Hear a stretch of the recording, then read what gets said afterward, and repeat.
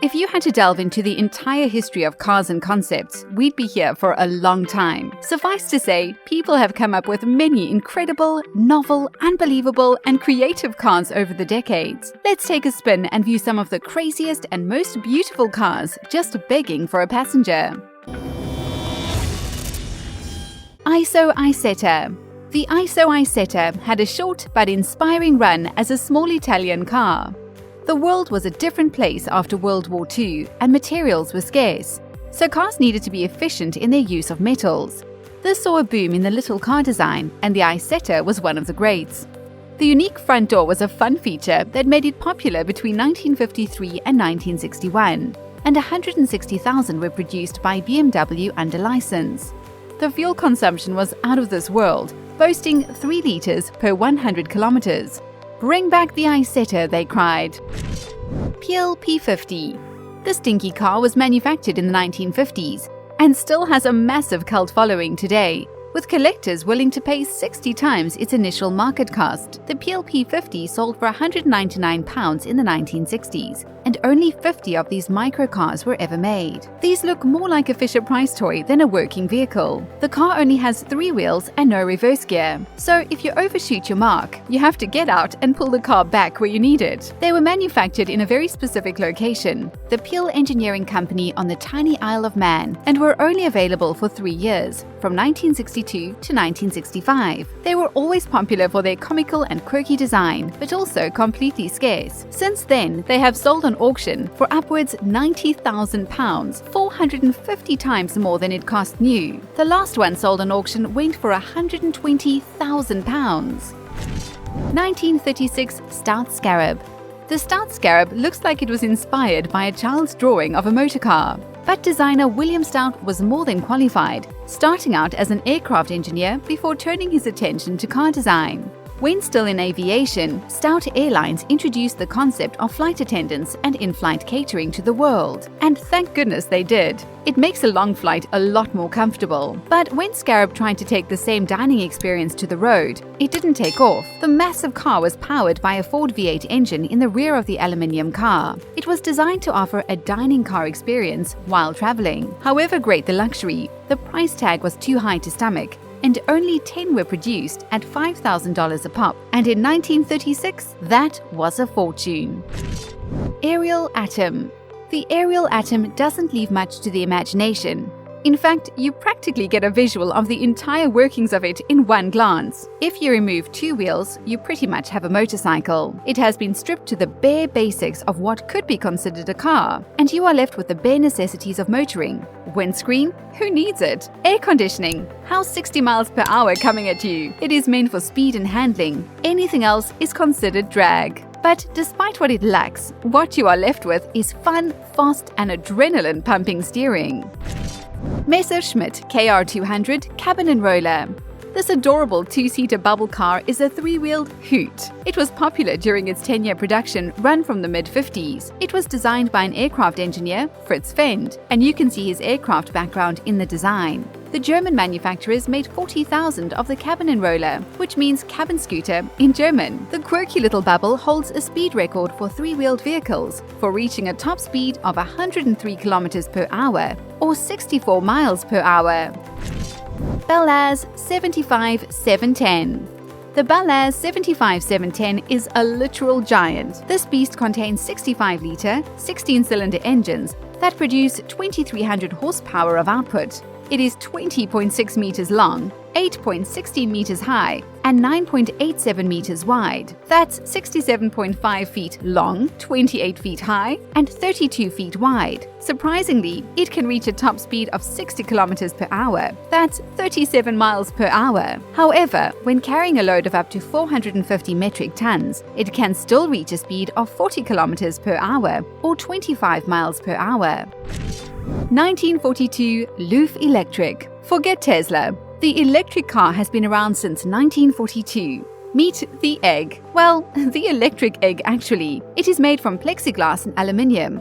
all hand-formed. It sports 3 wheels and ran on 3 batteries. This was completely revolutionary in a gasoline-powered dominated industry. The designer, a Parisian painter, Paul Arzens, also designed railway locomotives and then tinkered with car design. It is a pity it didn't take off then, or the world could be a different place. Reliant Robin. With 3 wheels, how reliant is Robin really? It's a big version of a tricycle, and they were really popular in England. First manufactured in 1973, these little guys are often ridiculed and mocked in film and TV, but they're perfect for the crammed streets of a place like London. But in truth, they're not driven anywhere anymore. In one Top Gear episode, the guys tried to convert it into a reusable space shuttle. Although the booster rockets came off without any problem, the fuel tank didn't detach. James May came crashing to the ground, and the launch was labeled largest non-commercial rocket launch in European history. 2015 Mercedes-Benz F015. Concept cars are just that, concepts. Visions, ideas and thoughts. Some of them are so wild you can barely imagine driving them. This vehicle is one you'd certainly want to be behind the wheel of. It's taking luxurious to the next level and showcases a driverless vehicle, ultimately offering the potential buyer a private retreat for this transportation. Dr. Dieter Zetsche, chairman of the board of management of Daimler AG and head of Mercedes-Benz Cars, believes that cars will not just provide people with a point A to point B mode of transportation, but will ultimately become a mobile living space. Inside the car are 4 rotating lounge chairs, decked in white Nappa leather. The driver's seat is rotated forward, and when you need to drive yourself, the steering wheel emerges from the dashboard. 2003 Chevrolet SSR. This is a combination of a convertible, sports car, and pickup truck rolled into one, and many are unsure of whether the combo works or not. The big problem was that the car couldn't decide which it needed to be, and in the end performed none of those functions well. It only lasted 3 years, and in total only 25,000 were built. Another issue the vehicle had was that it was built on an SUV chassis, which was so heavy, so even with a 300 horsepower V8 engine it came with, it wasn't nearly as fast as it looked. Chevrolet did put a bigger V8 in the vehicle, but they left it too late, and the car had to go into early retirement. 1964 Mini Moke. Hard to believe that this Mini-Me was originally intended as a military utility vehicle. And yes, it was built using the same parts that were used to build Minis. As can be expected, the vehicle didn't quite match the requirements for the military and wasn't nearly robust enough. No worries, because the vehicle ended up being a popular option for those living in hotter climates. The vehicle is more like a shell with no windows, doors or hardtop, and it can reach speeds of 65 miles per hour or 140 kilometers per hour. Over 50,000 were built between 1964 and 1992, and currently you can purchase an electric version which is only available in the United States. NASA Crawler. NASA is synonymous with big, and why would this vehicle be any different? This monstrosity was built for one purpose in mind: to transport spaceships. It has been used to transport the Apollo, Saturn 1B, Saturn V, and Skylab rockets. It cost around $14 million to build, and when completed, took the title of largest self-powered vehicle in the world. It weighed 2,721 tons and came with 4 pairs of tracks on each end. It measured 40 by 35 meters, or 131 by 114 feet. In 2003, NASA overhauled their crawlers and added 16 traction motors. It runs on 2 750 kilowatts and has been made famous in several movies, including, and no surprises, Apollo 13. Plymouth Prowler. Give a design team free rein, and what do you get? Well, firstly, a happy design team, and secondly, you get the Plymouth Prowler. The car that was assembled looked identical to the initial concept, and it was released by Chrysler in 1997. Sure, there could have been some major improvements to the vehicle, like a better gearbox or an engine that was better than the one installed. But those are minor details when you see how unique looking this vehicle is. One snag: the boot on the vehicle is tiny, but if it's what you really wanted, you could order a matching trailer for all your extra storage needs.